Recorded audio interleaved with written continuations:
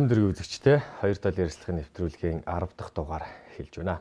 За өнөөдөр бид зэрэг цэгийн яг энэ цаг мөчид үзээ сууж байгаа үзэгчтэй философч Молор Эрдэнэтэй ярилцахаар тохирсон байгаа. Тэгээд таныг хойноос чинь нэлээх гүйлээ. Миний нэвтрүүлэгт орооч яхэд. Тэгээд өнөөдөр нэг орхол заван дохиож тэ тийм ээ. Тэгэхээр завгүй байгаад нойрд. Завгүй. Тий, ер нь л одоо философч хүн чинь тэгэл номын ажил тэгээ ном чинь тэгээд яг ч аргагүй бүх цагаа зарцуулахаас өөр аргагүй байдаг л да. Тэгээ ном дээр нэг сууч гарч байна. Тэгээд би нэг ярьсан нэвтрүүлэгт хүмүүсийг их өрдөг. Тэгээд миний нэвтрүүлэгт орооч ингэж тэгээд дийлэнх нь нөгөө талд нөхөн суугаад байгаа болохоор жоохон дургу багт. Тэгэхээр ер нь бол миний ярьсан нэвтрүүлэг би танд эхлэхээс өмнө тайлбарласан тийм ээ. Нэг асуудал дээр хоёр төрлийн байр суурийг ингэж харин тийм гэсэн. Одоо мэтгэлзээний төрөл ярьсан нэвтрүүлэг. Тэгээ өнөөдөр яг таны тал нөгөө талд чинь нэг хүн авчирал заавал хоёрыг ингээл мэтгэлзүүлээд байхыг хүссэнгүй. Зөвхөн хоёулаа сайхан сууж агаад ярилцчихъя л гэж бодлоо. Зүгээр үү? Болж байна тий. Асуудал. За мэдээж өөрийн үед завгүй ном бичээд байна гэж сайн хэллээ. За тэр ном яг мэдээж одоо философч хүний үндсэн ажлууд юм их тийм ээ. Ингээд ордноор их явлаа. Явж байгаа харагдлаа өөрийд. Ордноор яг юу гэж яваа. Ордноор харин тий ордноор юу хийж байгаа юм бол. Харин тий тэнд бол байх эсвэл үл л дээ. Тий философч хүн чи одоо бол хамаагүй их төртөө ойртох юм уу эсвэл бол бас шашинтай сүм хийдрөө ойртож болохгүй шүү дээ. Тэгээ тэр хоёрын ер нь дундал тий ингээд хяраад сууж байгаа шүү дээ тийм үү. Тий. Уу яг тэндээс бас нэг ганц хоёр асуултууд ирсэн зүгээр хүсэлт үүчих юм уу. Тийм тэр нэг эдэм шигэний хурал болно. Тэгээ тэнд бас нэг философч хүн орж ирээд үгээ хэлчихвэл ууланч төр одоо хангалттай философчтой л доо. Тий. Философи хүрээлэнж байгаа. Тий одоо бүгдээрээ тий доктор профессорууд өрн шүү дээ. Тий одоо уул надаар одоо юу ихтэй тийм үү. Тий. Тэгэхээр яг бас яадгийн ярьсаар байгаад яачих гэдэг юм уу. Ярэн одоо хэл аман зэвэрчт юм уу? Эсвэл бол олигтойхон бас ярьчгаар хүн байдгүй юм уу? Бүрүүгөө бол ер нь философийн төвшөнд бас нэг ярьчгаар философо бас сайн мэддэг тийм хүн байдаг ч үгүй юм уу? Тийм ээ? Ер нь цолноос заашгүй ч юм уу? Гэх мэтлэнгийн янз бүрийн л одоо шалтгаантай байх цаанаасаа. Тий. Тэг ямар ч байсан яг намайг ямарчлаас нэг оруулчлаа. Тэг тэр нь одоо алдаа байсан уу? Зүв байсан уу? Буруу байсан уу? Эсвэл эндүүрээд оруулсан уу? Одоо яасан бүүмэд би өөрөө жоохон гайхсан. Яг тэгээд ороод ганц хоёр үг хэлсэн. Зөвөр яг сонсоод сандарсан уу? Эсвэл тэндээс бас нэг ойлголт авсан уу? Ухаарал авсан уу? Одоо бүүмэд тий ямар ч байсан дахиад бол дууцсангүй. Тий. Тэгээ ханд ер нь яатсан юм байлгүй болцсон юм байлгүй дээ. Тийм байлгүй тий. Үндсэн үйл би сүүлийн үед хүндсэн үйл ярих боллоо. Хоёулаа ордныг ярьсан юм чи нэг мөс ер нь ингээд нэг улс төрөөр жоох эхэлчихэ. Үндсэн үйлээ сүүлийн үед их ярьлаа. Ирэх баригч намынхан ч ярьж байна. Сөрөгчийн ярьж байна. Ингээд ер нь амтаа болол ярьж байна. Үндсэн үйлийг өөрчлөе юу гэдэг тий. За эсвэл сая сүүлд энэ хоёроо намрын хоёроо бүр шинээр үндсэн үйл зохиогоод гараад ирлээ шүү дээ. Тий. Тэгээ эмхтгэлээ ингээд гадуур танилцуул явж. Тий. Таны хувьд үндсэн үйл дээр ер нь ямар бодолтой вэ? Тэгэл мэдчихээн таны бодлыг тэгтээ. Тэгтгүй байгаа үзэгчтэй илхийг мэдээж зорж байгаа юм чинь тэгээ. Зүгээр юм шүү дээ. Бид нар байна шүү дээ. Хамгийн нэгдүгээрт юу ярих хэрэгтэй гэвэл ер нь гаднаас бол социализмын үед ч гэсэн за энэ одоо арчлын 30 жилд ч гэсэн гаднаас бол юу байдаг тэр бүгдийг одоо оруулж ирсэн. Одоо улс төр байна уу, онлон байна уу, философи байна уу, шашин байна уу, бизнес байна уу одоо юу байдгийг бүгдийг хангалттай оруулж ирсэн. Тэгээд тэр бүгд нэгэнч монголчуудад таарч тохироогүй. Бидний амьдралаас дэндүү хүндээ хол тийм онлууд, тийм номууд бүгдээр одоо бид нар гаднаас янз бүрийн машинууд оруулаад ирлээ шүү дээ. Яг тэрнтэй адилхан. Тий, ер нь бол тэгэл бид нар одоо хэдэн сар сая эрээн дээр гацлаа шүү дээ. Одоо Монголоос гацлаа шүү дээ эрээн дээр. Тий. Нэгдүгээрт тийм байна. За хоёрдугаарт үндсэн хөл гэдэг бол тухайн арт түмний хүсэл эрмэлзэл тунхаг бичиг. Ер нь одоо бидний амьдралын баталгаа болох хэвээр. Тий. Тэрээс тэн чинь нэг хэдэн хуульчид суугаад мэдэм хэрээд хөөрөөд тэгээд тэрийг хийчихэд дараа нь гавьяа төлж цал авчдаг юм бол биш. Тий энийг бол одоо бид нар олон жил хангалттай хийж шít нэг юм ихээр л гавьт болчдөг. Тэгэхээр тэр гавьттай бол ямарч хамаагүй, хуульчтай ч хамаагүй. Тийм бол ёс суртахууны, хүмүүжлийн, оюунлаг тийм л одоо бидний амьдралыг тодорхойлсон сайн сайхан алдан бичих байх хэрэгтэй. Тийм л үү яг. Тэгээ тэрийгээ бид нар 1921 онд бол олигтой хийж чадаагүй. Тэр үед бол боловсролтой ч хүн байгаагүй, гадаад хэлтэй ч хүн байгаагүй. Гаднаас тэгээд хятад, орос, социалист орнуудаас ерөнхийдөө аваад тэгээд хятад хэлтэй, орос хэлтэй хүмүүс бол орчуулад тэгээд 21 онд бол нас хойш социалист Монголын үндсэн хууль бол ерөнхийдөө нэг тийм үндсэн хууль явж байгаа. Тэр нь бол яг ерөнхийдөө нэгэн социализмын үндсэн хууль учраас бас их дажгүй нөгөө хүний төлөө тэгшэрэх одоо тийм үү шударгаас гээд нэлээд юмнууд явж байгаа. За дараа нь арчлалын үед бол 90-ад онд бол бас энийг одоо хурдан өөрчилж айхтар арчилсан болох гэж тэрийг оролдоод бүр сэглээ тачин болгоо хийчихсэн. Тий. Тэр нь одоо бүр ерөөсө зарим чухал философийн чухал хүн ёсны хүний эрхийн чухал ойлголтуудыг бүр хайчихсан. Тий. Одоо бид нар мэдэн штэ. Нөгөө сүлдээ өрсөж байгаа нэг модон морь хийдэгчтэй адилхан санаж байгаа шүү дээ тийм үү бид мод морь байгаа шүү дээ нэг цэнхэр юм дээр тэгээ дээр нь нөгөө янз бүрийн төвдийн шашин доороо бодомлын хаа цэцгийн суур мөр гэл ингээд ерөнхийдөө баргас нэг гандангийн одоо эмблем юм уу тийм хийг айтсан байдаг шүү дээ тэрийг бол бид нар мэдж байгаа тэгээд ингээд ерөнхийдөө үндсэн хууль маань нэг тийм нэг явтай хүнд нэг хүрдгүү тэгтээ яг бүтцийнхаа хувьд яг нөгөө нэг 3 уул нь юу байх ёстой шүү дээ 3 баг нь байх ёстой шүү дээ тийм үү тэрийг нэг жоохон оруулах гэж оролдоод тэргээч нэг сайн ойлгоогүй тэгээ нэг тэмдэг нэг холион юм явж байгаа. Яг Монгол хүнд бол тэргүй таарахгүй. Энийг бид нар ч ерөөсөй ойлгоогүй байхгүй юу. Тэгээд энийг ойлгоогүй учраас өнөөдөр бид нар чинь ерөнхийлөгч ерөнхий сайд хоёр хинэн нэгнийхээ дээр юм мэдхээ болчиход байна шүү дээ. Эсвэл хоёлоо яг адилхан юм уу? Тэгвэл өөрөөсөө бид нар хоёр удирдагчтай гэж ойлгох хэрэгтэй байхгүй юу? Хин нэгнийхээ дээр заавал байх хэрэгтэй байхгүй юу? Тэгэхээр ингэж хосолсон одоо удирдлагатай явж болохгүй байхгүй юу? Тэгэхээр эн чинь бид нар одоо их хурл засгийн газар ерөнхий сайдын төртөө орон юм уу? Эсвэл ерөнхийлөгчийн төртөө орон юм уу гэдэг мэддэхгүй байна шүү дээ. Тий. Одоо жишээлбэл Герман чинь ерөнхий сайдын төртөө орон учраас канцлер ерөнхийлөгч нь бол хойшоо суудж байгаа шүү дээ. Тэгээ бүх юмыг ерөнхий сайд хийж байгаа шүү дээ. За Орос, Америк хоёр бол ерөнхийлөгчийн засаглалтаа орон учраас ерөнхийлөгчд нь бүгдээрээ бүх юм аяна. Ерөнхий сайд гэсэн ойлголт баг байхгүй. Тий. Гадаад явны сайд ойл гэл явж байгаа шүү. Тэгэхээр бид нар одоо аль нь тэрийг мэдэхгүй шүү дээ бид нар чинь. Нэгдүгээрт. За хоёрдугаарт тэр энэ арчилсан нийгмийн энэ ойлголтууд бол Монгол улсад Монголын ард түмэд бол тэр төрөг таарахгүй. Жишээлбэл Америкийн арчид бол 150-аад үндэст нь нийлсэн 350-аад одоо сая хүнтэй гэдэг шүү дээ. Замраагүй юм байж байгаа шүү дээ. Тэднэрт бол тэр одоо эрхчлөө байна уу, янз бүрийн нарийн ширийн үндсэн хуулиуд нь бол хэрэгтэй. Бидэрт бол тийм том орнуудын тийм одоо олон үндэстэн холилдож амьдарсан дотоод зөрчил ихтэй хүний эрхчлөө хаагдсан хүний их ярихгүй болохоо байж гсэн ийм орнуудын үндсэн хууль бол бид нар ямар шаардлагагүй тийм олон хуц байх ч хэрэггүй. Ерөнхийдөө монголчууд бол энэ нутаг дээр бол зөвхөн монголчууд байгаа. Бид нар бол гэртээ байгаа. Тийм учраас бид нар тохирсон тийм үү? Тийм хөнгөн шинхэн энгийн тийм л үндсэн хууль байх хэвээр. Тийм тэрээс одоо юу тэр Америк байна уу? Герман байна уу, Орос байна уу, Хятад байна уу, Япон байна уу?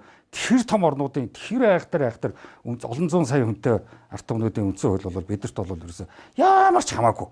Одоо тэндээс одоо салах хэрэгтэй. Монгол хүнд арчил тохирохгүй гэж. Арчил ерөөсөө бид нар тэртээ арчил ярих ч хэрэггүй. Тий, яг бол арчил чинь бол тэр том олон үндэстэн амьдардаг дотроо үндэсний зөрчил ихтэй, шашнуудын мөргөлдөөн ихтэй, бизнес компанид одоо юу гэдгийг капитализм хөрөнгөтөн мафиа одоо юу гэдгийг аюултай байгууллага хүний нийгмийн осолтой юунуудын одоо бүлэглэлүүдийг нийлүүлсэн тийм оронд л тэр айхтар арчил марчил ярих хэрэгтэй. Бидэрт арчил ярих ямар ч хэрэггүй. Арчилны бид нар хэрэгжихгүй. Бид нар бол ерөнхийдөө Монгол үндэсний ард түмний ерөнхийдөө тийм үндсэн хууль байх ёстой. Тэгэл ерөнхийдөө нийтдээ бид нар бүгдээрээ ах トゥ нар хамаатангууд тий, ер нь бол бид нар бол бүгдээрээ л гэртээ байгаа нэг гэрэл хүмүүс байхгүй юу. Нэг хоорондоо нэг ингээл хүн дээр өдөл нэг хүний эрхчлөө яриад л нэг их одоо тийм үү нэг бие даасан тийм нэг сонин хүйтэн хөндөй барууны ертөнцийн капиталист ертөнцийн Тэгэхээр бол бид зүс таарахгүй. Одоо ганцаараа амьдрдаг ганц тэр чинь шал өөр ертөнц шүү дээ. Тий. Тэгэхээр тэр бол ерөөсө дөнгөж сая 100 жилийн өмнө эцгээрээсээ гарч ирсэн малчин бид нар ах дүүнэр тэгээ ах дүүнэрийн хооронд нэг тийм нарийн ширийн тийм хүүтэн хүндий хуйлуудч хэрэггүй юм байгаа. Бөөнөрөө нэлж байгаа нэг гэрт амьдраа гэдэг юм уу? Гэхдээ бөөнөрөө гэртээ тэгтээ тэргөө нэр гэртээ амьдарч тэр дүүг амьдарч байгаа юм чи. Тий. Тэгтээ тэргөө Монгол улс чинь зүгээр нэг том эсхийг ирэх штэ. Тий. Монгол улс гэдэг энэ 1.6 сая километр квадрат талбайч бол нэг л эсхийг бид нар хөдөө хаанч утсан мэддэг таньдаг хоол унд хувцас хонор яриа хөрөө байгаа шүү. Тэр дотор ямар нэгэн тэс хондоо юм ерөөсөө юуч байхгүй байгаа шүү бид нарт.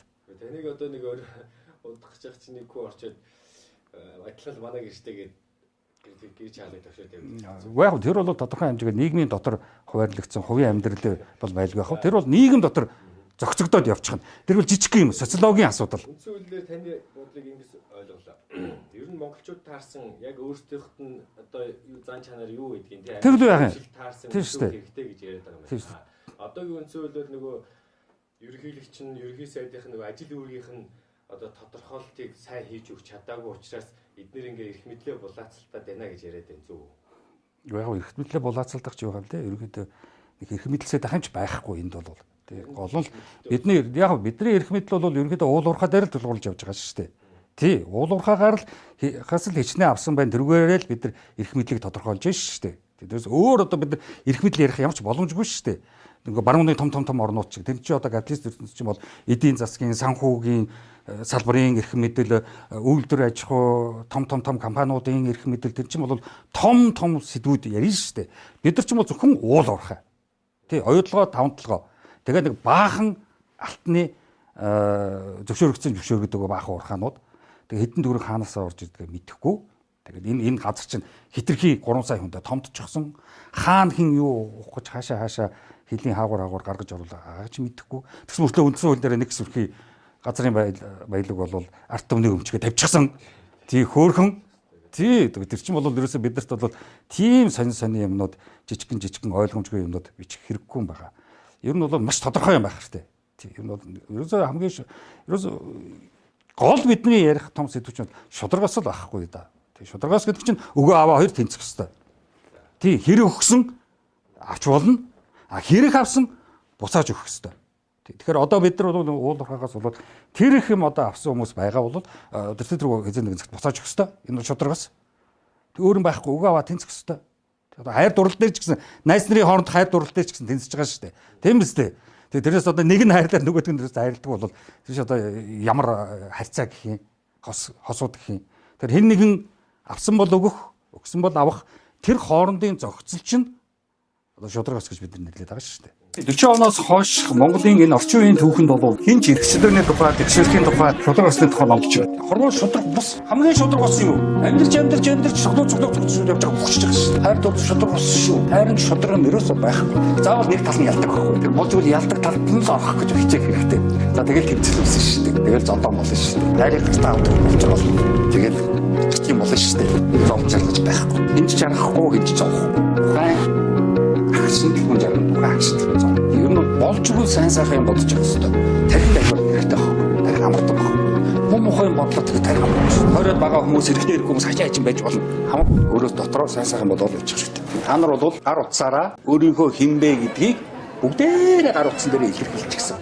Юу хайж байгаа, ямар үг хайж байгаа, ямар зургнууд байн үзэж байгаа, ямар одоо цүнх, ямар гутал. За эрхчлөө гэдэг чинь байж тээ. Эхлээд байж тээ. Хүн урагшаага эрхчлөөтэй болохын тулд артлаасаа тэр бүх дарамт тийм үү арталтаа одоо зууралцсан тэр бүхнээс салах. За мухар сүсгээс одоо яаж чөлөөлөх вэ? Маш хэцүү. Монголч одоо битүү мухар сүсэг шүү дээ. Тэгэл одоо хажуудлын хан манны цаан чи бөөлөөл байгаа шүү дээ бөмбөрдөөл. Зан заншлаас хурдан салбарсан юм шиг орчин үед зан заншлснаар гэхгүй. Яг зан заншил чинь нэг орчин үеийн мэдлэг боловсролыг бодоход нэг стрессгүй байхгүй. Мэдлэг боловсрол чинь стресстэй байхгүй. Одоо та нар энэ номыг уншлаа стресстэй шүү дээ. Барилгал хогон саунд хийн шүү дээ. Юу гэдэг тэгээрээ. Зан заншил яриад, уламжлал яриад ингээд хэлээ. Ямар стрессгүй байхгүй. Тиймээс Монгол хүн чинь зан заншил руу явдаг байхгүй. Уул стресс гэсэн. Стресс бол тарих өгч байгаа. Уншууд бүрэх тарих хөгжил. Монголын нийгэм чинь Монгол орн чинь ном уншдаг учраас тархины ерөнхийдөө хөгждөг. Хөрхөн ихэс төрсэн биенүүд л талтаад идэх тэ. Хөрхөн өндөр охтууд бизнес ашгүй. Асуудал. Боловсралтай болох эрх бас үүрэг гэж шүү. Монголын боловсралтай болох үүрэг шүү. Яг бол нийгэм хүмүүсийн дунд, гэр орны дунд, хамаатан садны дунд, найзуудын дунд нэг нөхөр боловсралгүй тэгэл дуусаа. Гайтай байдаг ш. За тэгэл энд байж та найзуудын дэгшэрх, хосуудын дэгшэрх, хайр дурлалын дэгшэрх зөндөө юм байна. Үнэт зүйлийн дэгшэрх, насны дэгшэрх, шүүн залуу хүний хоорондын дэгшэрх, чадварын дэгшэрх. Бид нар ч нэг эрдэм гэдэг үг буруу хөрлөд идэг л та. Тийм эрдэмтэн энэ гэдэг идэг л та. Өгвөл тэ эрдэм дотор ч одоо нэг justice чи явж байгаа байхгүй юу? Justice гэдэг чинь ирчүү шүү. 4-5 ирчүү явж байгаа шүү. Justice явж байгаа шүү. Wisdom явж байгаа. Юмыг тааруулж тохируулах явж байгаа. Хичээр хатуужлал явж байгаа. Бүгд том эрдэмүүд. Тэрэнд суралцахад маш хэцүү. Яг монголчууд энэ бүрдээс ягаад зуртаагаад байдгүй. Яг хэцүү учраас. Биднээс бүхэл энэ ёс суртахууны, хүн ёсны, оюуны төвшинтэг тэр бүх юмны насан туршдаа тэрнтэй ойртохгүй байсаар байгаа. Тэгэл одоо нөгөө тэнгэр дэвшний дээр байгаа шүү дээ.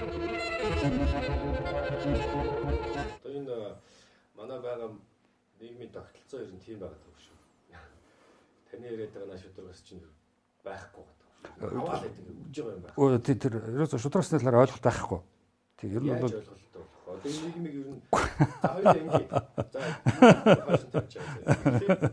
За энэ нийгмийг мэдээж хүмүүс бүрдүүлдэг тий. Одоо Монгол улсын нэг 3 сая гаруй мянган хүн байгаа. Энэ хүмүүс тал нь 10 жилийн сургуулийн хүүхдүүд. Тий, таланд ингээд. За нэг идэвхтэй нэг сая гаруй нэг залуучууд байгаа. Үгүй ээ, сая хөрхөө. Ер нь бол бид нар бол яг идэвхтэй хэсэг маань бол нэг 200-аас 300 мянга л байдیں۔ Тэгээ гадаад одоо 30 нөөн байна. Тоог хоёлаа ингэ болъё. За нэг тийм. Тэгэхээр үндсэндээ их цөөхөн тоо гардыг. Цөөхөн тоо байна. Энэ хүмүүсийг үү штэ тий. Энэ нийгэмд яг таны наа хилээд байгаа шиг одоо энэ шудрагаас юу байдیں۔ Тэ хүний эрх одоо яг энэ амьдрах орчныг ер нь яавал сайжруулж чадах юм. Одоо за тэр үндсэн хуулийг мэдээж тийм болгох нь энэ нийгмийн гарцна гэж та яриад тий. Тэгэхээр ер нь та нэг ярьдаа хэлдэ одоо нэг энэ хүмүүсийг яавал боловсрал байхгүй байх гэж хэсэг яриад гэхдээ монголчууд чи сая яг хэлжлээ л дээ. Одоо яг миний хариулах гэж байгаа хариулт. Наас чи ерөөсө боловсролын асуудал байхгүй. Тий. Тэгтэл байж тээ. Ерөөсө энэ ч байж тээ боловсролын асуудал байхгүй. Тэгэхээр бид нар ерөөсө боловсрал гэсэн ойлголт ерөнхийдөө улсаараа боловсролын тухай ойлголтгүй бид нар бол. Зөв нэг мэрэгжлийн диплом авч байгаа боловсролтой хөлөө яваад идэг. Тэр бол боловсролын диплом биш. Тэгээд эн чинь одоо тэгэл жил болгон энэ боловсролын яамны сайд гэдэг жихэн боловсролгүй нөхдөд болдог байхгүй юу? Одоо дахиад одоо хэн болсон бүүн байд. Тийм. Одоо чи их юм болон гэдэг. Хэмээрээ юу? Зайлвал. Тэгээд ингээд бид нар чинь боловсролын яам нь ийм боловсролгүй хүмүүс. Яг үгүй тэр хүнийг очиод уулзаад яхаа нэг мэрэгжлийн дипломтой байх энэ тэнтэд юу ч ядгийн тийм үү нэг диплом авцсан л байх. Гэхдээ тэрийг бол боловсролтой эндүрч болохгүй. Тийм. Ерөөсөө бид нар боловсрол бол тэгэл хамгийн чухал боловсрол бол тэгэл төрөөсөө хийх ёстой л доо. Тийм цэцэрлэгээс л одоо эхлэн 1 дугаар ангиас эхлэн. Одоо тэр шударгаас чинь цэцэрлэгээс л эхлэх ёстой байхгүй юу? Хүүхдүүдийн дунд хэрхэн шударгаас үйлчлэх, өгөө аваа тэнцэх. Одоо манайх чинь муухай өгнүүдээр чинь энэ нийгмийг балдаг л да. Одоо шилэн мундагч гэдэг юм уу? Хүүхэд одоо мундаг болно. Тий мундаг болчих. Тэр бол хамгийн одоо аюултай дайсагнал, хорсол, атаархал үүсгэнэ. Бидний бүх нийгмийн харьцаа гэрээс ахуулаад цэцэрлэгээс 1 дугаар анги хүртэлх бүх нийгмийн харьцаа маань бол ямар нэг байдлаар нэг нэгэндээ тусалсан, нэг нэгээ дэмжсэн байх болохоос биш хизээж өрсөлдөөн уралдаан байж болохгүй. Тий, ерөөсөө бидний энэ одоо бид нар мэдээж 10 жилийн сургуулиудад олимпиад гэж ямар ч утгагүй. Тэ? Тэр бол ерөөсөө тэрийг одоо бүр зогсоох хэрэгтэй байхгүй юу? Тий. Яг нэг сүүлийн үед нэг энэ гэж хэн гэж нөхөр нэр нь хэм блэ Манжи хааны нэртэй. Тий, энэ хамглан хаа одоо сайд одоо боловсролын талаар өөрхөн ганц хоёр нэг энэ тэндээс олж сонссон юм уус нэг хөөхөө айтах юм хэлэх гээд байгаа. Гэхдээ ам нь эвлдэг юм байлээ. Ер нь бол боловсрол гэдэг бол ер нь монголчуудын ярьдаг сэдв бол биш. Энэ бол том сэдв. Тийм. Бидний ингэ одоо боловсролын систем, 10 жилийн сургууль энэ төр бол ерөөсөө ямар ч утгагүй байгууллагууд. Тийм хүүхэд ороод сайн сайхан болохгүй. Харин ч эвдэрнэ. Харин ч хэцүү болно. За тэгээд гэрт нь хүмүүжүүлчихээр ээж аав бол бүр баллан. Тийм. Тэгэхээр ингээд ерөнхийдөө Монголын хүүхэд залуучуудын асуудал ч тийм л очиад байгаа байхгүй. 10 жилийн сургуулиар очлоо. Өдөртөө хүн болж чадахгүй. Яг нэг мэрэгжлүүд сурхал байх, физик, математик, хим, хөгжим одоо юу байдгийг, дуу хөгжим одоо юу байдгийг янз бүрийн тийм мэрэгжлийн сурах. А боловсрол бол тийм тийсэж авахгүй. Яг бол боловсрол өгөхөөр багш бид нар бэлддэг. Бидэрт бол сургууль хүмүүжлийн боловсролын тийм сургуулиуд ч байхгүй, ихтэй сургуулиуд ч байхгүй. Манай энэ багшийн гэдэг сургууль гэж яриад байгаа чинь боловсролын их сургууль биш. Зүгээр л хэдэн хүүхдүүдэд нэг жоох юм чэжилсэн сурах хүчгүүдээсээ заагаал тэгэл тэр нэг 45 минутын айтайхан байлгаж байгаа л тараах л тэр л одоо гол үүрэг. Тэгээ өөрөө гэртээ олон хүүхдтэй юу хүний хүүхэд хүмүүжүүлэхтэй мантай. За тэгэл гэртээ өрөөд ирлээ. За тэгэл нөгөө ээж авч чинь нөгөө мухар сүсгээ ярина, онц сургийн хачаа хачи юм ярина. Эсвэл чиний мэрэгжлийг бид нар сонгож гэдэг юм уу? Чи тийм болчих юм уу? Тэгэл ихэнх нь одоо эмч болгож өөрийгөө эмчтүүлэх гээл. Эсвэл банкнд оруулж мөнгө зээлэх гэдэг юм уу? Эсвэл хуульч болгож өмгөөлөгч болгож гэдэг. Эсвэл ерөөсө гадаад яв гэдэг. Тэгээд за гадаад яв бол тэгээд бүр ур утгаа алдна. Монгол улсын Монголын нийгэмд бол тэртээ тэргүй бид нар бол дандаа хэрэггүй энэ нийгэмд хэрэг болохгүй хүмүүсийг л бэлддэг байхгүй юу? Инээдэмтэй. Одоо тэр IELTS, TOEFL энэ төр гэл тийм үү? TOEFL энэ төр гэл юунууд байна шүү дээ. Англи хэлний шалгалтыг авч байгаа шүү дээ. Тэ? Тэд нар бол ерөнхийдөө бол Монгол улсад бол хамгийн одоо хэрэггүй биднэрт тус болохгүй байгууллагууд байхгүй юу? Ерөнхийдөө залуучуудыг аль болох гадагшаал явуулчих шүү дээ. Тэгэхээр ч одоо юу гэсэн үг вэ? Хэлэхгүй бай гэдэг юм. Залуучуудыг хэлгүй бай гэдэг. Нүг хэлтэй байж болно. Интернетээр суралцах боломжтой. Заавал одоо гадаад явах хэрэггүй болчихсон. Тий. Ер нь бол гэртээ байжгаад улс орондоо байжгаад улс орондоо хэрэгтэй боловсролыг интернетээс олж аваад тэг улс орондоо ажиллах аюул чухал. Дөнгөсөө хоёулаа ярьлаа шүү дээ. Боловсролтой болохын тулд яах ёстой гэсэн. Та боловсролын салбар 0 байна гэж байна. 0. Тэгэхээр тэр хүн чинь яаж одоо гэртээ яах юм бэ? Интернет ухаа суугаад ах юм уу? Гэхдээ интернет дээр бол ер нь биш шүү дээ. Хэрвээ сайн юмыг үзэж чадвал тийм үү? Зөв одоо сайт руугаа ороод тийм үү? Суралцыг гэвэл одоо маш их боломж бий. Маш их боломж бий. За одоо тэгээд үнэгүй номнууд одоо бид нар мэдэн шүү дээ. Интернетээс одоо татаал авахд одоо хүн төрлөختний чухал 100 ном, чухал 500 ном гэдэг нөгөө жагсаалтууд байж байгаа шүү дээ. Тий. Тэгэхээр гадаадд очихоор чинь тэнд ажиллаж хөдөлмөрч тэдний тэр байрны мөнгө, хоол, хүнс, тээвэр одоо юу гэдгийг тэр амьдралд нь орж зогцож тэр амьдралд нь орох гэж түүртэж явсаар байгаад олигтой юм сурчдах байхгүй юу? Тий. Хэцүү шүү дээ ер нь бол. Ялангуяа сүүлийн үед бол яг миний үед бол гадаад бол явахаас аргагүй байдаг байсан. Яг бол бидэрт нөгөө номын санд маань ном авахгүй учраас заавал гадаад оронд очиж тентхийн номын санд нь сууж ном уншихаас өөр аргагүй болдог байсан. Одоо бол тэг шаардлагагүй. Одоо бол би гадаад одоо сүүлийн хэдэн жил яваагүй шүү дээ. Интернет рүү ороод хэрэгтэй номоо аваад уншаал зэгцлээл тэгэл явчихж байгаа шүү дээ. Тэг шаардлагагүй одоо. Уул нь тэгж хэлж байгаа хгүй би. Тэгтээ мэдээж одоо хувь хүмүүс яаж хийдгийг, гэр орон яаж хийдгийг тэргээр л одоо шийдэх байх л да. Зүгээр би яг нөгөө талаас би зүгээр улс талаас л ярьж шүү дээ. Хувь хүмүүс бол яаж шийдээд яагаад явах нь бол одоо тэр хүмүүсийн хувь зэ, аз, эз тий болно болохгүй. Тий явлаагаад мундаг болохгүй. Тийм үү? Өөсөө сайн байна. Баяр хүргэе. Тий. Төр бол энэний чинь эсрэг арга хэмжээ болно авах хэрэгтэй байхгүй юу? Тэр залуучуудаа хамгаалах. Нөгөө брендерийн бэлэн сургуулийн байлгаж байгаа юм шүү дээ. Тэр гадаад очиж сураад байгаа тэр сургуулийн сургуулийн байлгаж байгаа үстэй. Таны бодлоор тийм үү? Хэцүү. Би одоо сая 21 аймгийн номын сонгуудаар явлаа л да. Бүтэн жилийн турш. Тэгээд тэр номын сонгуудаар яваа. Тэгээд хүмүүстэй уулзаад янз бүрийн яриа хөрөө үүсгээд ингээд явж байгаад тэгээд би тэр юуны тэнд явсан юм аа. Баруун талын нэг аймагт явж байсан. Тэгээд лекцийн дараа нэг залуу зах дээр 8 хийдэг залуу. Би таны юмыг YouTube-аар орж уншсаар байгаад би өстө шал уур болсон. Миний одоо аж амьдрал маш их өөрчлөгдсөн. Танд их баярлж явдаг. Тэгээд нэг хамт нэг суугаад цай ууя гэдэг. Тэгээд цай ууд суугаад тэр залуу бол би бол пив юу архины зүйл хэрэглэхэ болоод удаж гин гэсэн. За би бол шил пив уусан. Тэгээ юм ярьжсэн юм яриад миний тэр ном зам YouTube юмнуудыг үзнэ яриад сууж исэн чинь хажуу талаас бас нэг залуу өө та энэ цаа сайн байна уу гэд гар бариад тэгээд ширээн дээр гуруулаа суулаа л. Тэгээд тэр залуу бол ерөөсөө юу олон жил зах дээр зогсоод тэгээд 8 хийгээл одоо амьдарч байгаа. Гэхдээ тэндээсээ бас амьдрал нь гайгүй болцсон. Хүүхдээ бас нэг сургуульд одоо оруулж ирээд бас нэг нэлийн айтайхан болцсон. Энэ талын нөхөр бол шүтээс төгссөн нөхөр гэж байгаа байхгүй. Дипломтой амар. Тий. За одоо тэгээд дипломгүй залуу шүтээс төгссөн айхтар дипломтой инженер залуу хоёр суугаад ингээд гуруулаа юм ярихгүй юу. Тэгээ юм ярьж хагаад хинээс асуухгүй юу. Нөгөө нэг онлайн нэг мэдлэгийн юм сэдв явж байгаад би шүтээсээ энэ тэр ахтар мондөг дипломтонгоос тэр чин тийм бидтэй чи лекцэн дээр сонссол байх хэрэгтэй гэж марччих гэж байгаа байхгүй. Энэ ч одоо юу гэсэн үг вэ? Тий, мартчихсан гэж шүү дээ. Тэгэхээр миний нөгөө өөдөөс хараад хизээч сураагүй, хизээч дипломгүй залуу энэ хажуу тэр мундаг айхтар залуу хоёр одоо тэгээ ямар ялгаа байна. Одоо мартчих юм бол 4 жил 3 жил сурчаад мартцсан гэж байна шүү дээ. Тэгэхээр боловсрал гэдэг чинь тэр хэлж байгаа байхгүй юу? Боловсрал гэдэг чинь хүний тархинд ямар арга хэрэгжилж сургууль хүмүүжлийн боловсролын арга хэрэглүүл хүүхэд залуучуудын тархинд тийм үү мартагдахгүйгээр үлдэх вэ гэдэг чинь хамгийн нэгдүгээр асуудал байхгүй юу? За би боловсрал ярьдаг учир нь ер нь яг хөө дараагийн асуулт нь юм байна. Манай монголчуудын хүмүүс ингэж ярьдаг одоо сошиал олонний танил болсон ч юм уу. За эсвэл мэдхгүй одоо нэг афатафа тиймэрэл ингээл бичлэг хийдэг хүмүүс хармаас гэж ярьдаг. Хүмүүс энэ хармаас гэл тийм. Хүн доор орж ирэл тэгж муулаад ингэж муулаад учрыг мэдхгүй ч ингэдэг гэл. Худлаа биш байх юм. Ийм одоо нэг ийм нийгэмд ийм хүмүүс зөндөө баг.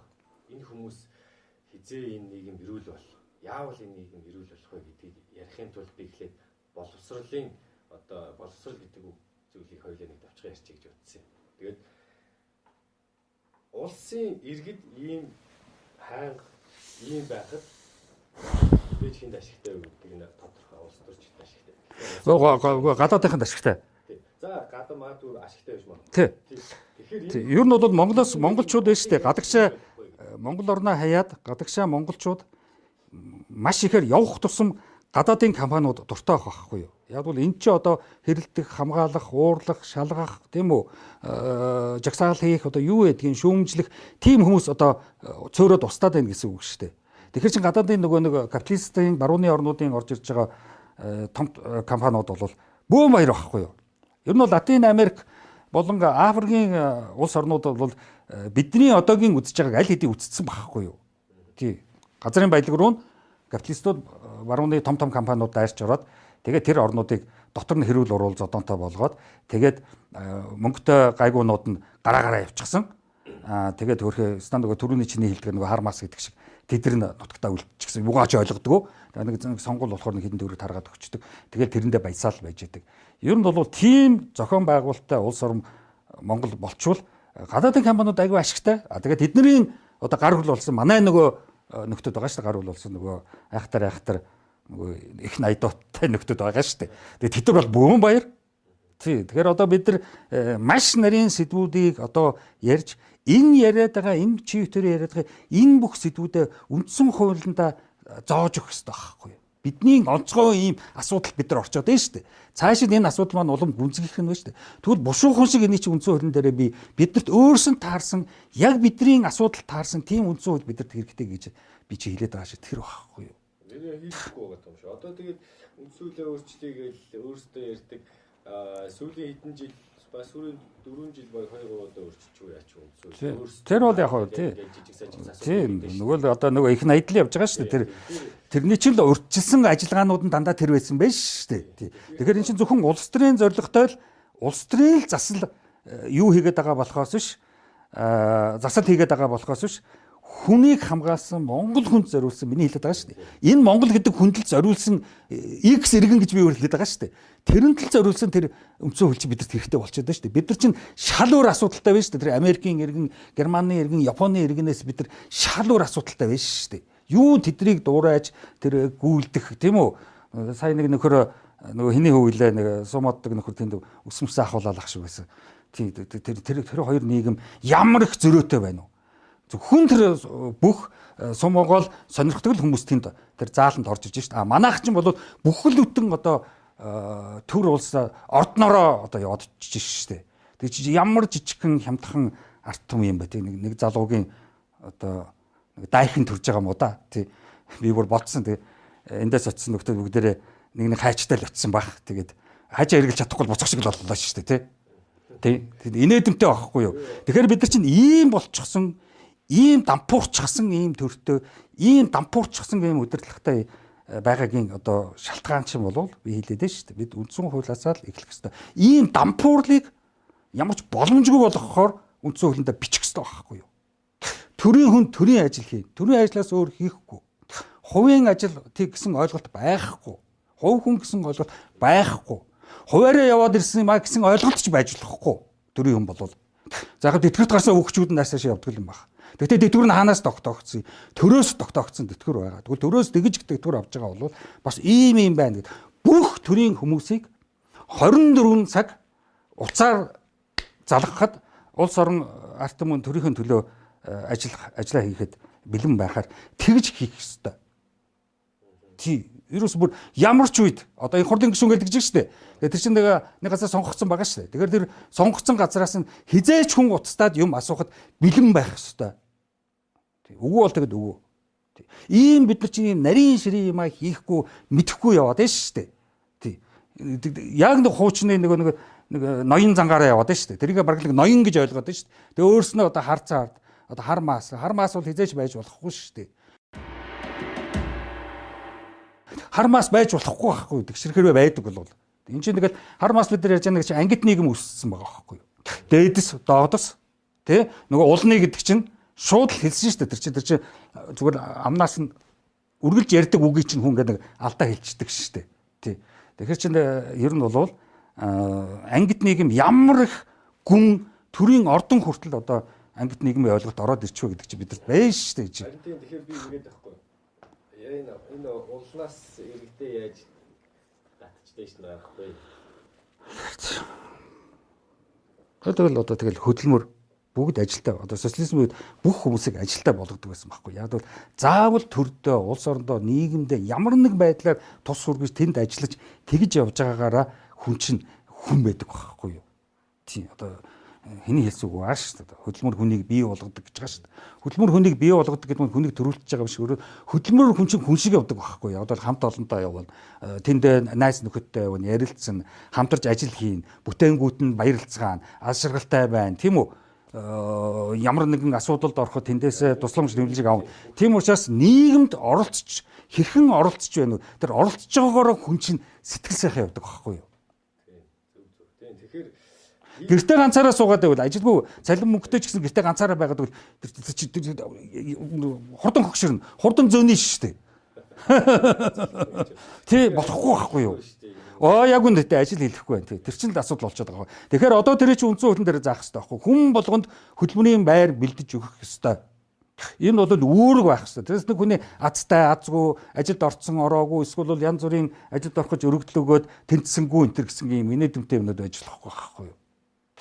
Энд бид нар ч одоо ерөөсөө Монгол улс гэдэг чинь одоо яг цоошнэр өөрөөсөө анх удаага үндсэн хуулиач хийгээд нийгмэнч ойлгоод хүмүүсийн асуудалч тийм үү тийм байна ийм байна гэсэн сэтгэл зүйн болон нийгмийн том сэдвүүдийг бид нар одоо анх удаага хийх ийм боломж гарчаад байна шүү дээ. Түүхэндээ хизээч ийм байгаагүй бид нар 1921 оноос ийм байгаагүй 21 оноос өмнөх бол бид нар ярих ч хэрэггүй. Тэнд ямар түүх ярих юм. Ийм л асуудал орчод байна. Бид нар анх удаага гэхдээ эн чинь бидэрт бас боломж шүү. Яг бол 21 оноос хойш социализмын онолчин болвол ерөнхийдөө зөв Европын юм яваад байгаа.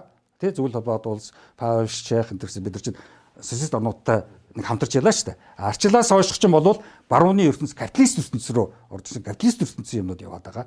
Тэндээс хуулсан, буруу ойлгосон, буруу орчуулсан ойлголтууд яваад байна шүү дээ. Сая одоо тэр тэгш байдал гэдэг дээр ямар их муухай буруу орчуулж гэдэг чинь яваад байна шүү дээ. Эсвэл зориуч тэгж бичээд байгаа юм уу? Энэ дээр чинь гурван юм байгаа шүү дээ. Нэг бол хэрвээ бид нар тэгш байдал гэх юм бол чөлөөт байдал, эрхчлөө гэж хэлэхгүй чөлөөт байдал, тэгээд шударга ёс байдал гэх хэрэгтэй. Хэрвээ эрх ярих юм бол эрх чөлөө, тэгш эрх, шударга ёсны эрх ярих хэрэгтэй.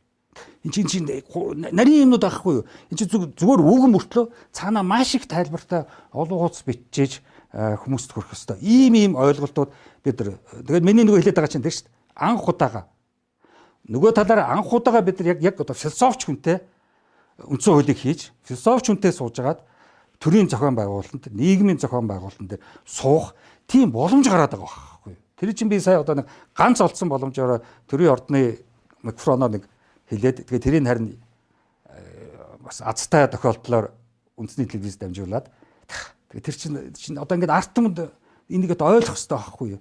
Төр гэдэг бид нар хэлээд байгаа. Төрийн эрх мэдэл арт түмний гарт гэж хэлчихээ үсттэй. Тэгээ нөгөө төрд гарснууд нь арт түмнээ улны хүн гэдэг гарч гэж одоо тэгээ үндсэн хууль зөрчиж штэ тэр хүн тэгвэл. Тий. Тэгээ үндсэн хууль зөрчиж юм чи Монгол. Үндсэн хууль зөрчиж байгаа. нэг үндсэн хууль дээр ингээд цоошин нэр эхлэе гэдэг. Арчилсан нийгэм гарч ирээд анхнаасаа буруу явуулсан гэж яриад байна. Тэр бол ястаа бүр арайд энэ буруу явсан. За жишээлбэл яг юу юм бэ? Гэхдээ ерөөсөн хамгийн нэгдүгээрт бид нар ховчлыг л ярих хэрэгтэй. Эцсийн ховчл гэдгийг бид нар юу гэж ойлгох хэрэгтэй. Яагаад ер нь юмыг ховчилдаг юм? Яагаад юмыг хүнд ховдно? Чи яавал өөрөө мэд гэж өгдөг юм. Тий, ховчл бол тэр биш шүү дээ. Маа энэ үйлдвэрийг чи аав. Яахаа өөрөө мэд. Биш шүү дээ. Энэ үйлдвэр ашиггүй ажиллаад одоо чи аваад ашигтай ажиллавал. Энэ чинь л байхгүй. Ашигтай ажиллаж байгаа үйлдвэрийг ховчилж болохгүй шүү дээ. Ашигтай ажиллаж сайн байна. Ядууд улс орон баярлах хэрэгтэй шүү дээ. Ашигаасаа өгөөрэй. Ашигтай ажиллаж байна. Хамгийн нэгдүгээрт манай ховчил дээр алдаа гаргасан. Нэгдүгээрт. Хоёрдугаарт юун дээр алдаа гаргасан.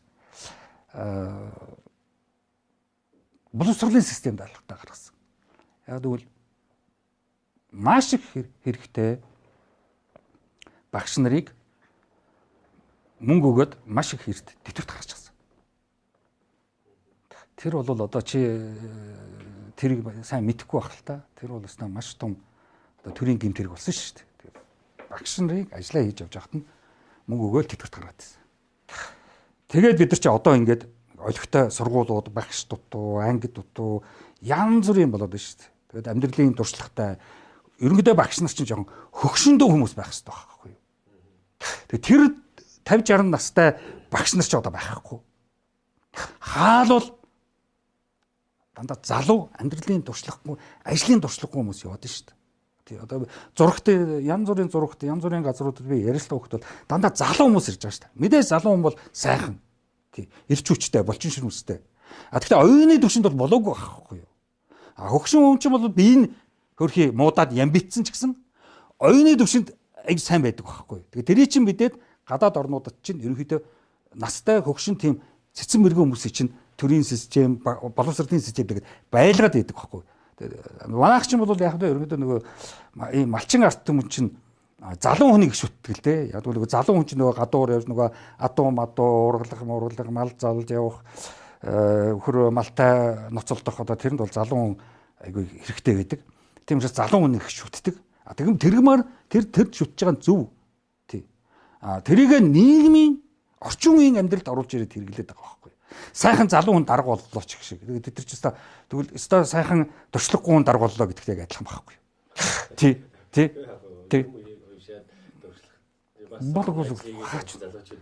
Ядаж 10 15 жил 20 жилийн ажлын туршлага байх ёстой. Тэгээд за арчилсан нэг тогтолцоо гарч ирээд үндсэн хууль хийхдээ. За таны саяны нэг ганц нэг дэв бач өшөө алдсан зүйлүүд байгаа юм. Одоо таны яриад байгаа яг энэ үндсэн хууль шүү дээ. Монголчуудад таарсан тийм ийм үндсэн хууль. Энэ чинь тэгвэл тэр хуулиас яг юугаараа өөр юм? Ганц нэг жишээ дуртай. Гэхдээ яг хамгийн эхлээл Монгол хүн гэж ямар хүн бэ гэдгийг л эхлээд бичих ёстой. Эхний танилцуулга байх ёстой. Малчин. Монгол хүн гэж ямар хүн? Малчин гаралтай, тийм үү? Байгальтай их ойр. Тий, нүүдэлчин. Тий, яг бид нар нүүдэлчил гэдэг. Гэхдээ яг бас нүүдэлчин биш байгаамаа. Өвлжөө зунжаа энтертэй тогтсон газартай, тогтсон бэлчээртэй. Ер нь тэндээсээ явахгүй байгаа шүү дээ. Тий, олон жилийн дараа яваад очиход яг тэнцээ гэртэйгээ байж байгаа шүү дээ. Тэгэхээр бас учир зүггүй бас нүүдэлчин гэж болохгүй юм шиг байгаа. Зөвхөн яг дээр үед 49 оноос хойш өмнө энэ янз бүрийн хилд тогтоогоогүй байхад бол яг нааш цаашаа нүүдгэл байсан баг. Ийм нүүдэлчин ийм холимог янз бүрийн ийм арт түмнүүд нийлэлдээд ингээд байж байгаа. Тий. Тэрийгээ бид нар гаргаж ирэх хэрэгтэй. За нүүдэлчин ийм малчин хүн бол ерөнхийдөө жоохон гинэн, хөнгөн, юмд амархан үнэмшдэг гэдгийг бас буулгах хэрэгтэй. Маш их одоо тийм айхтар хэрсүү, айхтар цаанаа юм бодсон, тооцоолсон тийм бол хүн үүсэх малчин амьдралд бол боломжгүй. Тий, ер нь бол. Тэгээд гэр орныхон ер нь эсгийн гэр одоо тэндээ байгаа дотны хүмүүстэйгээ одоо өнгөрөөж байгаа шүү дээ. Тийм учраас сүүлд одоо хотод орж ирчгээд ээжигээ дуулаад уулсаа дуулаад идэх чи аргагүй юм байгаа. Тий, нуур галуу шуугаад дуулаад.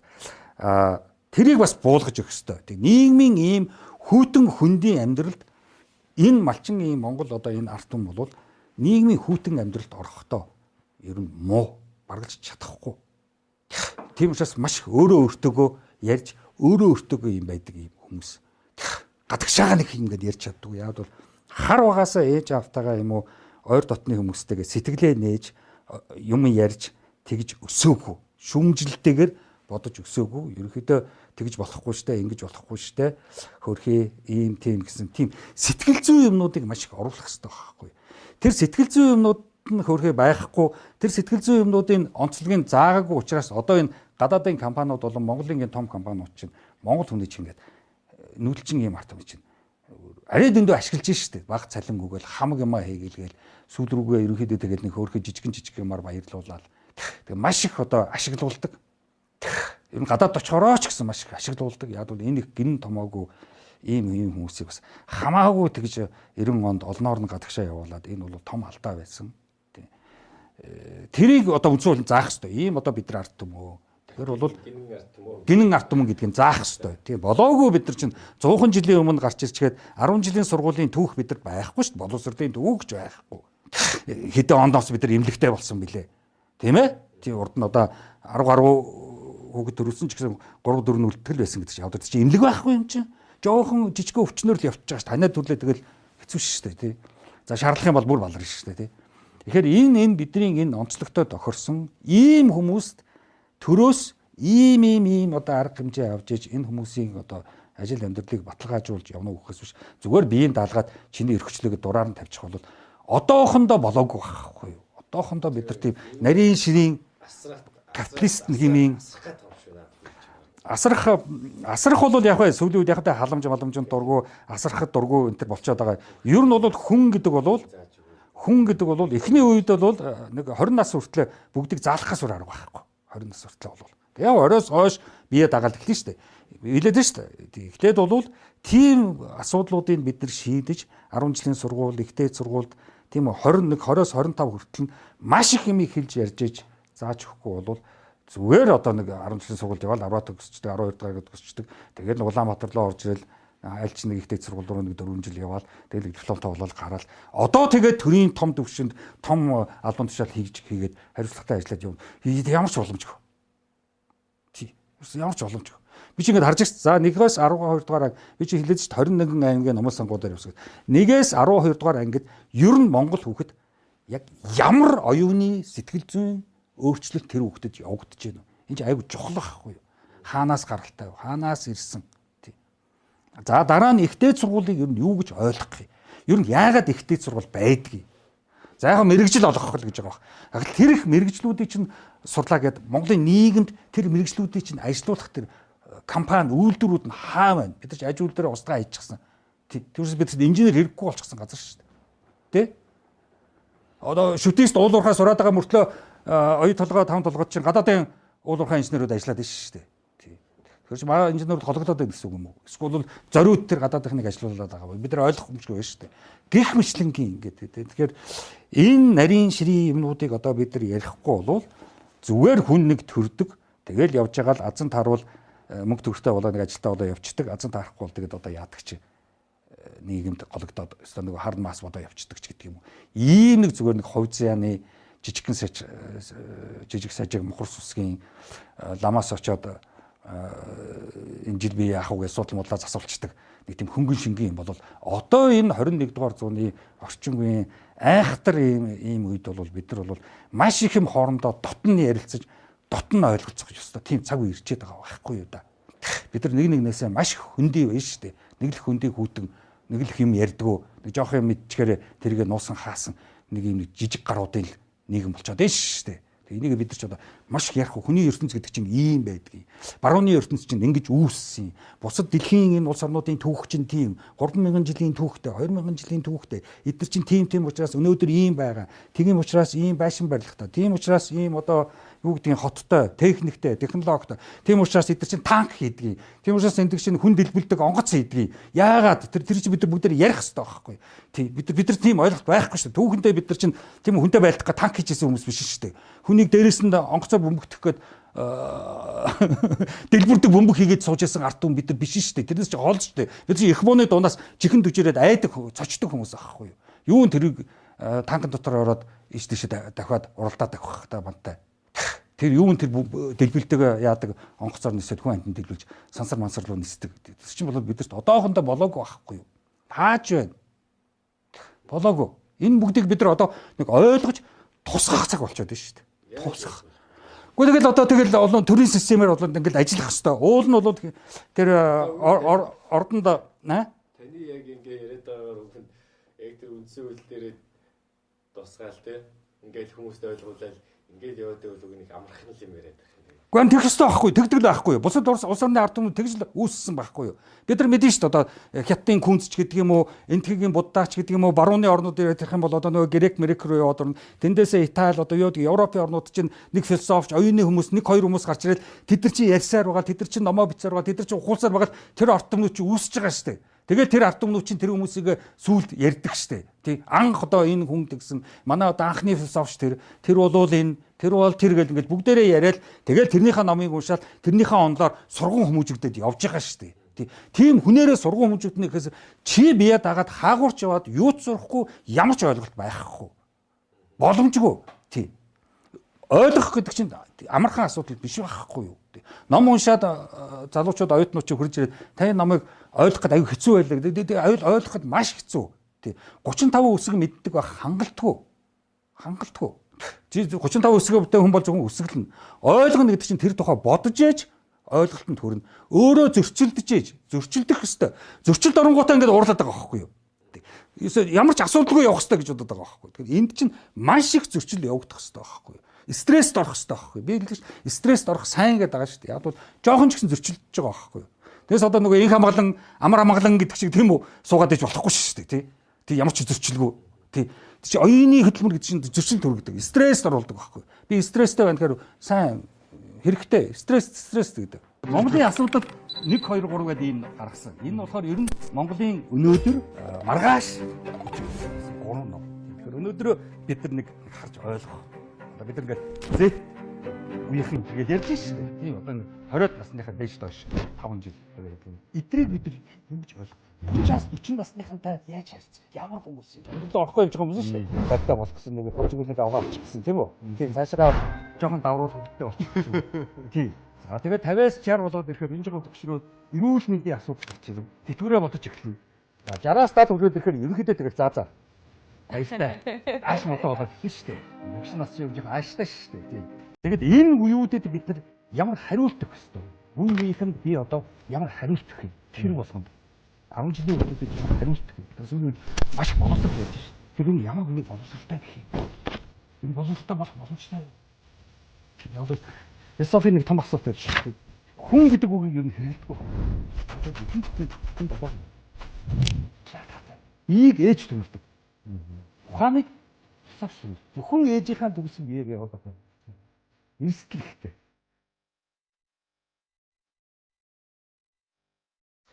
Харин тийм тасаа хэллээч тэр нөгөө Грекийн Сократ одоо юу гэдэг тэр хятадын Күнз тий Лаози за энтэг рүү очихоор нөгөө буддагаас өсөлөө нөгөө нагарч ин одоо юу гэдгийг тэр чинь тийм ард түмэнд цөөхөн хэдэн хүн байдаг байхгүй юу? Нийгмээ банлалж явдаг хүмүүс тий одоо тэр хүмүүсийн сургаал үгсээр ингэж явдаг. Би харин танаас тэгж асууад байгаа байхгүй юу? Ер нь хоёулаа нэг тийм талаар ярилцаад байгаа. Энэ одоо нийгмийг эрүүл болгох нь хоёулаа яах вэ гэсэн та нүдэж үндсэн хуулиар өөрчлөлттэй батгаар өөрчлөлттэй Монгол хэл таарсан. Тэгэхээр тэр нь ямар байх вэ гэсэн чинь эргүүлээд нөгөө хүмүүсээ ингээд нэг юм жоох хөг тасарч байгаа юм шиг л юм. Асарч байгаа биш ээ. Яагаад үлээ шүү дээ. Хүн чинь төрөөд тийм үү? Төрөөд хинээс юу сурах юм? Тийм үү? Аавын туршлага, ээжийн туршлага, үр хүүхдийн амьдралд туршлага нь бараг хэрэг болохгүй. Хувь хүний амьдралын туршлага бол нөгөө хүнд давтагдахгүй. Яагаад 10 жилийн сургууль анх үүссэн? Яг бол ээж аав нь сургууль хүмүүжүүлж энэ хүүхдийг хүн болгож чадахгүй юм байна гэдгийг чинь эрт дээр үед мэдсэн байхгүй 3000 жилийн өмнө. Тий. Тэр одоо арабын ягаад тэр Аллах гэж шашин гараад ирсэн өдөр 5 мөргөл хийгээд байгаа. Тэр чинь сургууль хүмүүжил явж байгаа байхгүй юу? Тэр чинь зүгээр нэг шашны мухарсаг биш байхгүй. Чи өдөрт 5 удаа би хулгай хийхгүй уул уурхаагаас юу ч авахгүй гэж чи 5 удаа мөргөл хийгээд ахаар чи тэр үгүй үнэхээр тархин тийм үү авах болчдөг байхгүй юу.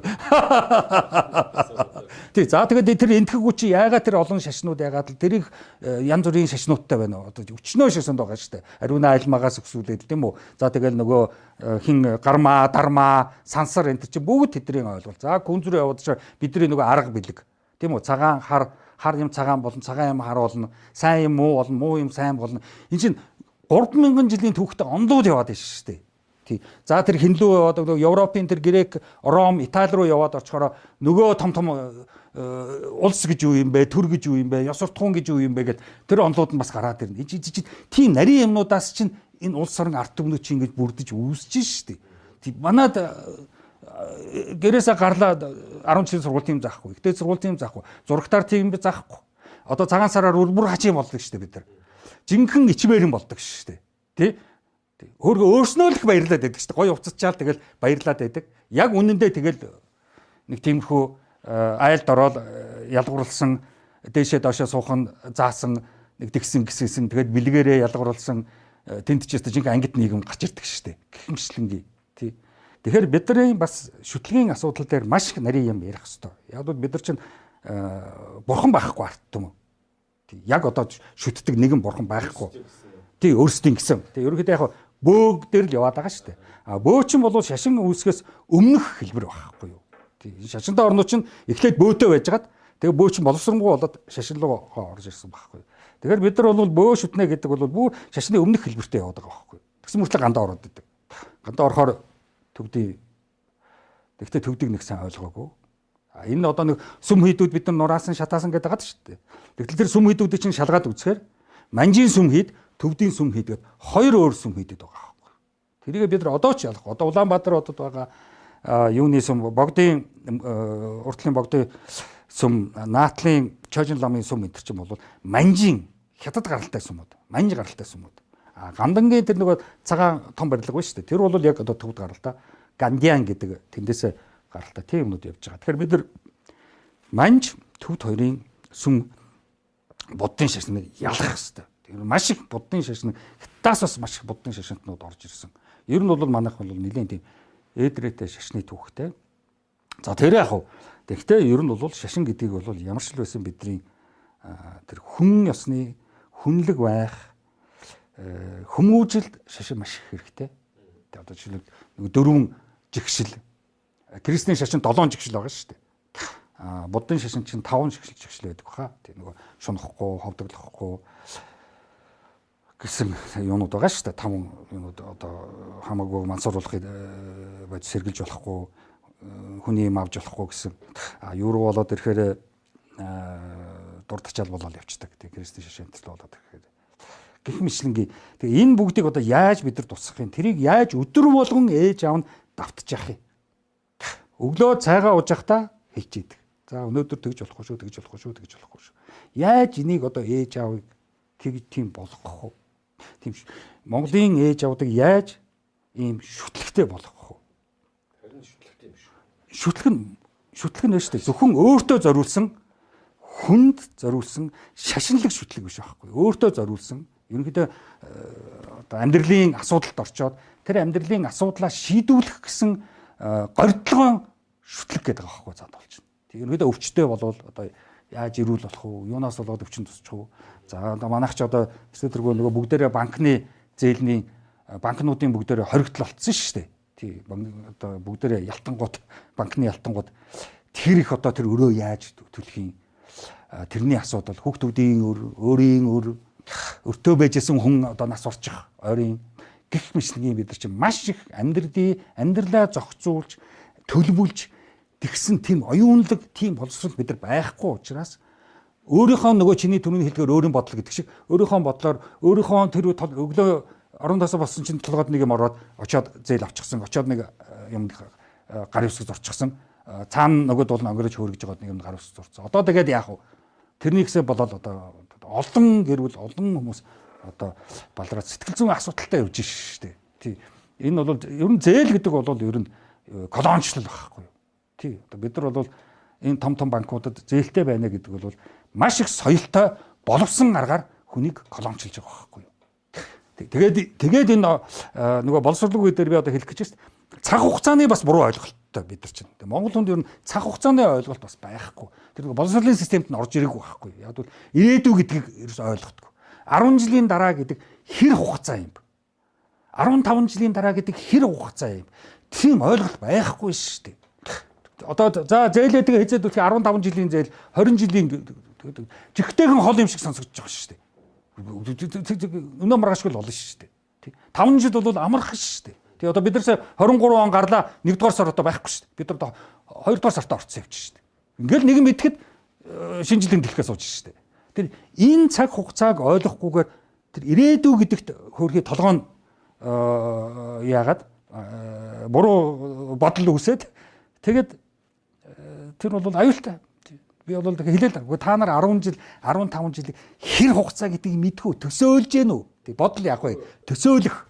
Шашин тгээ яалаа байлаа. Шашингаа ярьсан шүү дээ. Гэрэн тэгэл шашин чинь бид нар чинь тэр нөгөө янз бүрийн шашнуудын хүнийг хүмүүжүүлдэг хүн ёсны тэр бүрэлдэхт нь хүн ёс бүрэлдэхт нь туслах ёстой тэр үүрэг даалгавар нь манайч чинь орхигдоод авралын аз жаргалын өрөө төлөвлөх гэсэн янз бүрийн амьдралын асуудалтай ер нь тэгэл лам руу хэн явж байгаа амьдрал нь асуудалтай болоод лам руу явж байгаа шүү дээ. Ажил амьдрал нь бүтчихсэн аз жаргалтай хүн бол хэлс лам руу явахгүй шүү дээ. Амар нэгэн сэтгэл зүйн асуудалтай амьдралын асуудалтай хүн тэгжэл явж байгаа шүү дээ. Тэгэхээр энийг харин яаж чухал зүгээр тусгаж өгнө гэж харж байгаа. Яг тэгэл тэд одоо маш юм оруулна л да. Энд чинь ерөөсөө энэ чинь биш зүгээр нэгээд сууж хагаад өөрийнхөө бодлоор ч юм уу өөрийнхөө санаагаар ч юм энэ чинь маш хүндтэй ажил байхгүй юу. Тэг энийг хийхийн тулд бол маш хүндтэй ажил. Тэг би одоо болдог бол энэ нөгөө нэг драмын театрын замын хойдолтой хуучин нөгөө нэг төрийн хүмүүсийн суудаг байсан нэг хоёр давхар байшингууд байдаг штэ хашаан дотор. Тэ одоо тэр дотор л хийх хэрэгтэй байхгүй юу. Тэрний хажуугаар би алхаж явахдаа дандаа л боддог байхгүй. Энд цаахан сууж агаад тэгээд төр улс ард түмэн нийгэмдээ зориулсан том тийм үү бүтээлүүд энд хийгээ сууж явах юмсан. Би дандаа тэгж боддог. Тэр хоёр өрөөг надад одоо нэг төрөсөлчихгүй юм байна. Гэхдээ төрөсөн ч дийлэхгүй байх. Зүгээр нэг хэд хоног тэнд суулгаад үндсэн хөлн дээр суулгачихгүй юм байна. Тэрээс би одоо үндсүүд гаргаад тэрийг шууд батал гэж байгаа юм биш шүү дээ. Одоо тэг гаргалаа. Одоо тэгээд хүмүүсээр ингээд танилцуулна шүү дээ.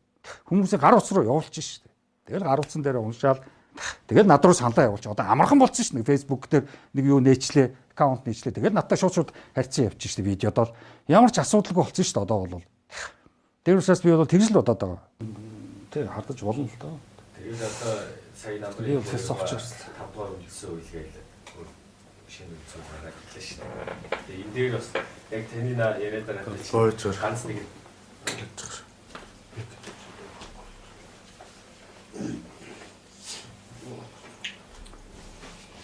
Батрын тавсан.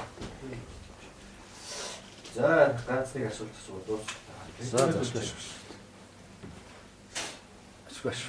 Хэдмээ та цаг 30-40. Энэ хоёр гэсэн ам бузарлсан сэдв ярихгүй харин сайхан өнгөрчлээ ашгүй. Батрын яагаад. Дээд алба хашижсэн учраас мундаг байх гэдэг хүмүүс чинь ингээд эндүүрээд идэв. Одоо жишээлбэл нэг сэтгүүлч хүүхэн эрүүл мэндийн яамны сайд боллоо шүү дээ. Тэглээгээ тэр хүн чинь одоо анагаахын талаар мундаг мэдлэгтэй хүн гэсэн ойлголт биш шүү дээ. Философчныг авчирчаад энд улс төр яриулаад тэр нь буруу энэ зөв үгээд яриулаад байна. Тийм би ч одоо ямар ч нам одоо юу тийм юу байхгүй шүү дээ. Тийм тэгээ нөө таны одоо яриад аль 3-4 жилийн өмнөөс л яриад байгаа үндсэн хуулийн чинь талаар л яг одоо нөгөө нэг зарим хүмүүс үндсэн хууль яриад байгаа болохоор бас тэр талаар нь илүү яриулчих гэж бодож байгаа байхгүй. Гэхдээ тэд нар ч яг л тэгэл точшоо шиг л тэгэл тийм үү хүний хэлснийг л дуурайгаал ойлгосон ойлгоогүй ер нь толгой нь хөрөхгүй шүү дээ. Тэр бол тийм том сэдвүүдийг би хэлж шít философч хүн л үндсэн хууль ярина гэхээс биш зүгээр одоо амандаа орсон болгоныг дагаж дуурч яадаг точшоонууд бол тийм том сэдвээс холох явах хэрэгтэй. Би одоо анхааруулъя. Тийм үндсэн хууль бол зүгээр нэг улс төрийн намынхан юм уу эсвэл одоо энэ нэг хуулийнхан юм уу зүгээр нэг хийгээд тэгээд дараа нь магтуулаад гавьяат авчдаг тийм биш ээ. Энэ чинь философийн амин сүнстэй байх хэрэгтэй байхгүй юу? Тэгж тэндээс оюунлаг юм үндсэн хуулиас ингээд тийм үнэртэж харагдчих хэрэгтэй байхгүй юу? Тэрнээс бол зүгээр одоо хүн айлгсан хууль биш шүү дээ. ингэсэн тийм нэг амар юм бол биш үү. Нөгөө талаас улс төржүүлж бас болохгүй үндсэн хуулийг. Улс төрийн намуудаас бас хол байлга хэрэгтэй. Эдгэр чинь бол энэ улс төрийн нам, энэ хуулийн эдгэр чинь ингээд нэг талаас нэг хуулийн нэг муухай технократ юм оруулчих гээд байгаа. Нөгөө талаас нөгөө улс төрийн намууд чинь өөрсдийнхөө намынхаа нөхцөл байдал сонгуулийн онцлог тохируулж тэрэн дотор нэг жижиг юм оруулж гаргаж тэндээс нэг ашиг гаргах гэдэг байгаа байхгүй. Тэр бол байж болохгүй. Тэр хүмүүс нэр хол бай үндсэн хуулиас хол байл гэж одоо гуймаар байна. Нөгөө нэгэн цаг үед тантай нэг намгаа явж исэн хүн чинь тэр нөгөө 5 дугаар үндсэн хуулинд оролцсон байсан шүү дээ. Би одоо таныг сайн нөгөө баг хуралтай, их хуралтай байх шаардлагатай гэхээр чинь бас тэр үндсэн хууль дээр оролцсон болов уу гэж гинт бодох шиг. Тэнд бас их хуралтай, баг хуралтай байя гэж. Би бол энийг бол бүр ихтгэлж ирсэн. Тийм тэрэг мэдж байгаа. Тэгээд тэн дээр бас ийм зүйл бас яваад байгаа байхгүй. Нөгөө хуучин улс төр сууж исэн хүмүүс одоо 3 жилийн дотор сууж исэн тийм одоо 3 жилээс дээш сууж исэн хүмүүсийг их хурлын саналаар ингээд шууд ингээд улс төрд оруулж бол их хурлд оруулж болно гэсэн тийм зүйл байна. Харин тийм тэтгэврийн өвгчүүдээ хамах нь байж шүү дээ. Тийм хамах гэдэг шүү дээ. Тэд нар одоо гадаад л явах та тийм нөгөө хүүтерхээр тэд нар чинь бүгдээр Тайланд билүү Канада, Америк руу явцдаг гэсэн шүү дээ. Одоо буцаж ирж байгаас нөгөө аяны шууд шиг. За тэгвэл энэ дээр ямар нэг холбоогүй юм шиг байна тийм ээ. Холбоогүй. Тийм ямар ч холбоогүй. Тийм би бол философийн төвшөнд байх ёстой. Үндсэн хууль философчдын хийдэг ажил шүү гэдэг л байн хэлээд байгаа байхгүй юу. Тийм энэ улс төрийн намууд үндсэн хуулиас хол байна. Сонгуул одоо болох гэж байна. Би түрүүн сонгуул ярьсан. Та их сонгуулаар улс төрд одоо дэвших ч юм уу тиймэрхүү зүйл бодож байна юу? Үгүй хүмүүс бол тэгэл одоо дэвшээчлгээд байдیں۔ Би чи өөрөө одоо тэгээд би улс төрд нэр дэвшиж үзээгүй шүү дээ. Тий 12 онд бол нэг хамтарсан хүмүүстэй ингээд нэг юугаар явж ирсэн. Тэрнээс би нэг дүүрэг дээр юм хаа нэг газар очиод сонгуулийн тойрог дээр очиод намайг одоо сонгооч гэж яваагүй шүү дээ. Амьдралдаа. Тий одоо 12 оноос хойш 16 онд боллоо тий. Одоо амьдралынхаа тийм зүйл дээр анхны алхмаа хийх бодол анхны алхам байна уу? Харин тий одоо мэдэхгүй одоо надад бол одоохондоо тэр талаар бодсон юм ерөөсөө алга зүгээр яг хүмүүс тийшээ орооч та ийшээ орооч ордонлоо орооч танд ордон их зохиод энэ штэ л гэдэг л шүү дээ тий. Та өөрийгөө харахаар хэр зохиж байгаа юм шиг харагдаж байна. Гэхдээ одоо мэдэхгүй би өөрийгөө харах дургүй шүү дээ. Тий өөрийнхөө яриагч сонсох дургүй өөрийнхөө зургийг харах дургүй. Ер нь одоохондоо бол яг бодсон юм байхгүй. Гэхдээ бодож болно л гэж юм байна тий. Тий яг хүмүүс л шийдэн шүү дээ. Хүмүүс л намайг сонгоно шүү дээ. Би өөрийгөө сонгохгүй шүү дээ тий. Яг хангалттай хүмүүс надад итгүүлээд тэгээд байх юм болгүй да одоо яах вэ тэгээд намайг хэрэгтэй гэх юм бол хэрэгтэй газар нь очино тий. Тэгээс өөрөө одоо нэг намайг гэдээ одоо гүгээд идэх чинь миний чанар биш л тий. Миний шинж чанар чинь би намайг би болъё, би дарга болъё, би тийм болъё, би юм болъё гэдэг чинь миний бүр хүүхэд наснаас тийм надад байхгүй л дээ. Би бүр хүүхэд наснаас тийм дагуу дургүй л дээ. За баярлалаа. Тэгээ хоёулаа нэлээд удаан ярилцлаа. Тэгээ хоёр хүнтэй болохоор баг цаг 30-40 минут ярилцдаг. Тэгээ хоёулахнаа баг цаг 30-40 минут ярьсан. Гэхдээ философч хүн чинь байна шүү дээ. Ярих юм их байна. Хугацаанаас л болж зогсдог болохоос биш. Тийм үү? Тэрнээс ярианы сэдвүүн одоо дуусахгүй шүү дээ. Би бол одоо эд ингээд дөнгөж л одоо жоохон халж эхэлж шүү дээ. Тийм. Яг хоо ярих юм их байна. Тэгээд нөгөө хийтэй олон их юм яриад хахаар хүмүүс чинь хийтэх урт юм яриад хахаар үзэхээ байлцсан. Магадгүй тийм учраас үзэгчтэй хүнд тодорхой зүйл дээр юм яриад дуусгая гэж бодсон. Тэгээд ямар ч сан хэмжээндээ л бага яриад байсан. Тэгээд цаг 30 минут болчих. Тэгээд энд ирээд надтай ярилцаад суусан танд баярлалаа. Тэгээд цаашдаа чинь одоо магадгүй улс төрийн анхны алхмаа гэвэл амжилт хүсье. Тэгээд ажилд нь бас амжилт хүсье. Шинэ ном бичиж байгаа гэсэн тэр ажилд нь амжилт хүсье. Номныхаа хажуугаар ирээд энэ надтай цаг 40 минутыг зарцуулсанд баярлалаа. Тэгээд ирж очих чинь бас хөөрхөнд хугацаа болчихж байгаа шүү дээ. Тэгээд баярлалаа тань. Тэгээд үзэгчдээ хоёр талын ярилцлагын нэвтрүүлгийн 10 дахь дугаар өндөрлөж байна. Дараагийн дугаараар ирэх болцлоо түр баяр та.